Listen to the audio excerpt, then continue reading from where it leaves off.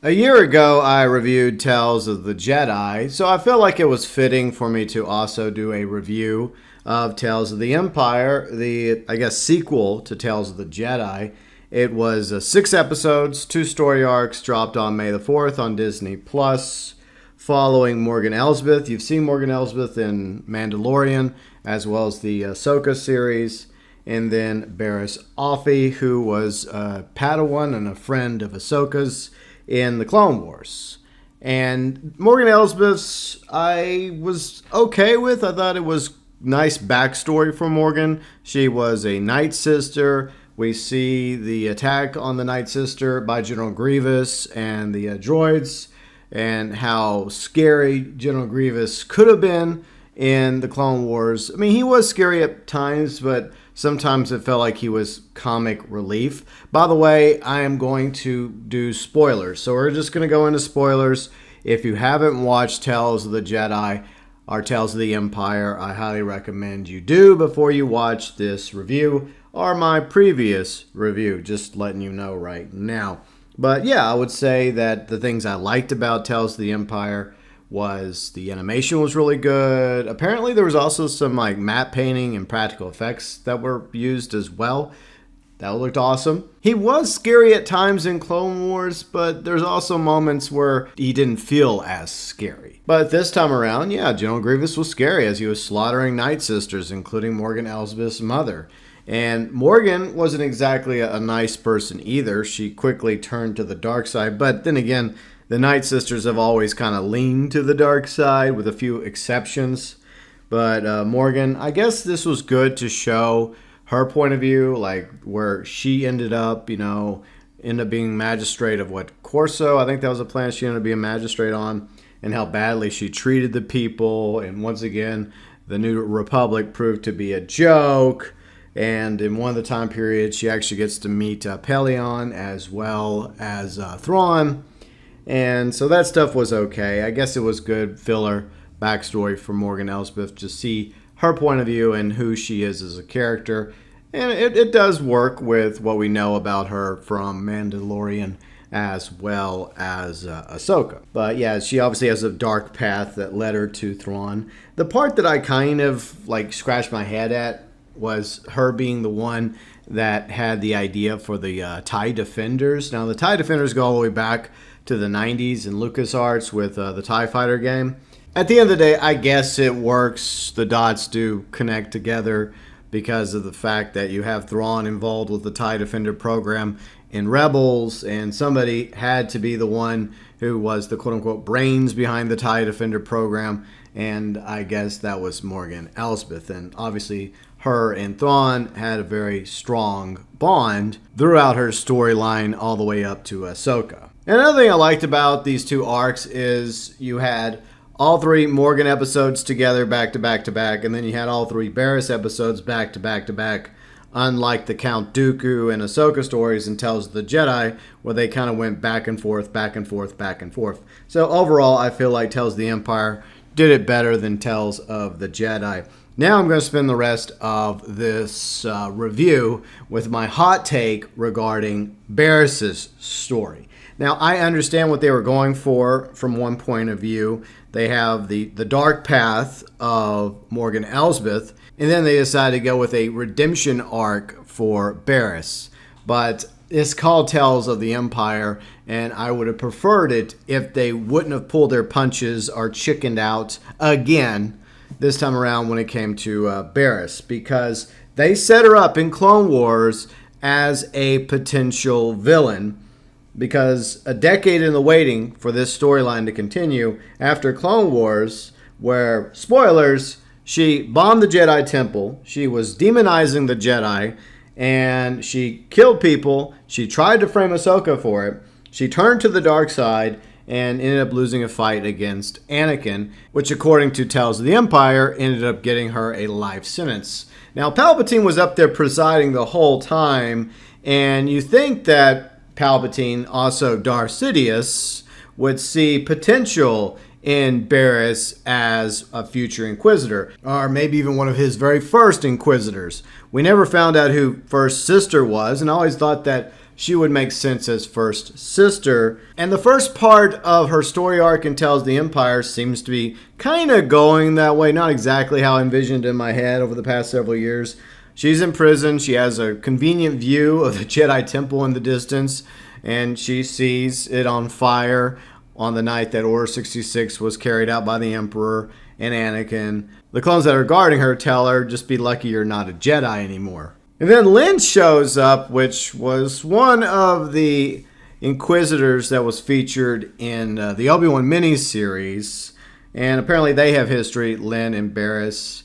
And at this point, Lynn is already an Inquisitor, which I didn't really understand.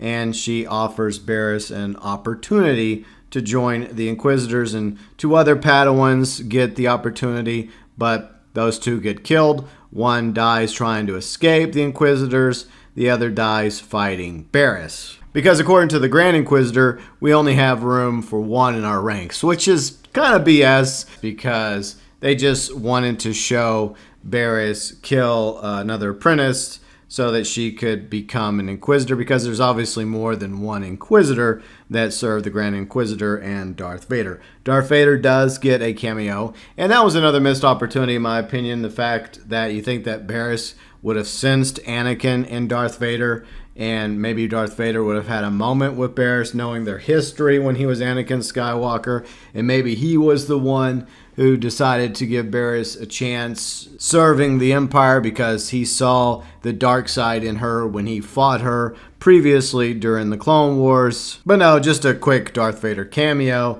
and we're moving on to the first and only mission that Bariss gets to do as an Inquisitor with Lynn. And this is where Barriss' story takes a quick 180. They show up to this planet of, villagers in a mountain region. They're looking for a Jedi. And Bariss manages to get the information out of a child where the Jedi is hiding, but the villagers are lying to Lynn, so Lynn decides to kill them all except for the child, and then Bariss basically convinces the Jedi to surrender, but then Lynn attacks the Jedi and leaves him for dead, and then Bariss all of a sudden tells Lynn, you now have one more Jedi to worry about, and then she force pushes Lynn off the edge of a mountain. Of course, Lynn survives. And then they do this weird time jump. I don't know how many years later. I assume it's like 10 years later, like during the time of the New Hope or right before New Hope in Rogue One. But Bariss looks really old. She looks way older than she should be, because last time I checked, I thought she was around the same age as Ahsoka. She also has a short hairstyle, which I didn't really care for. Plus, she's also on another planet that happens to be in like a cold region or colder snow biome. I don't know if that entire planet is a snow biome. Maybe just parts of it are, but that's where she's been hiding as a quote-unquote mother. And she's been, I guess, helping get Force-sensitive children to Ahsoka, her quote-unquote old friend. She ends up doing some moves against Lynn without a lightsaber, showing that she's way more skilled than Lynn is in order to rescue this child that the Empire is after, who happens to be Force-sensitive.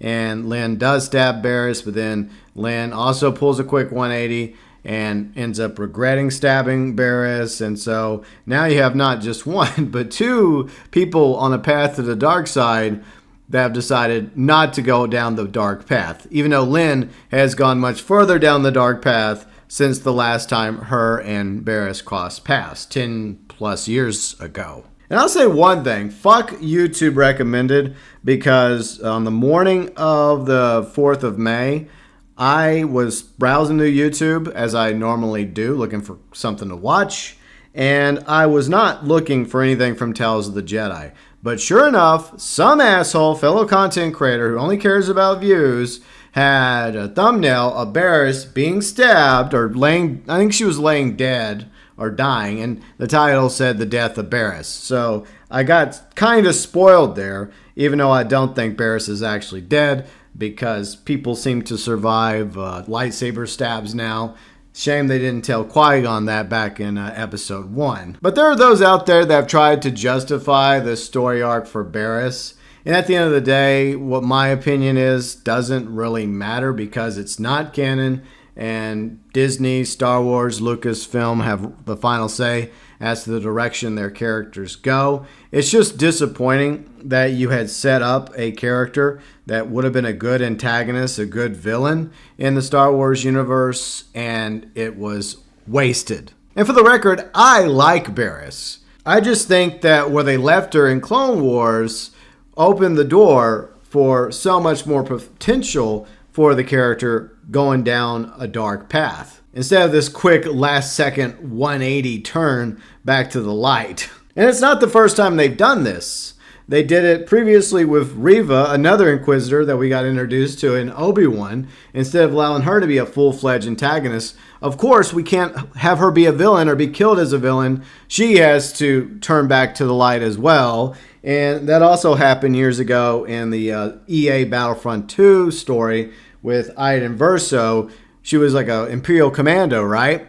And we thought that we'd get an entire story from the point of view of the Empire. But she also pulls a 180 and ends up serving the rebellion after the events of the second Death Star being destroyed. How convenient, Iden. So that's at least 4 times in the past few years that 4 characters in the Star Wars universe, Reva, Bariss, Lynn, Iden, were serving the dark side, or the Empire, and then pulled a 180. And for what it's worth, I didn't want to see Bariss get killed as an Inquisitor. I actually wanted to see her survive. I wanted to see her being sent out, like killing Jedi left and right and going stronger in the dark side, and maybe being kind of a secret apprentice of Vader, similar to Starkiller was, even though that's not canon anymore. But I could have seen Darth Vader take special interest in Bariss because of his previous connection with her in the events of Clone Wars, and the fact that Bariss and Ahsoka were BFFs at one time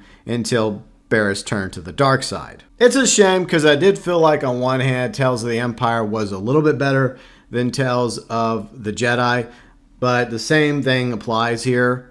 Wasted potential.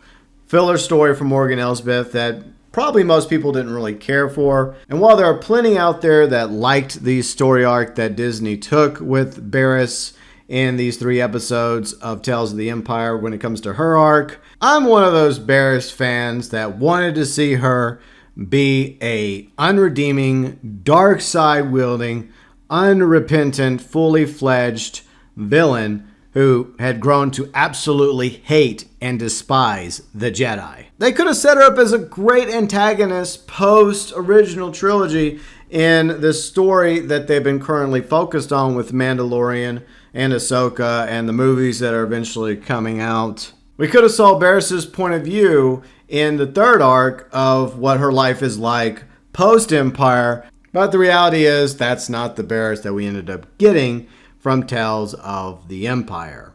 So yeah, my opinion about Barriss's story arc was kind of a hot take, but now I want to know what you thought about both Morgan Elsbeth as well as Barriss's story arcs, and overall your thoughts, views, and opinions regarding Tales of the Empire. Welcome, as always, below in the comment section.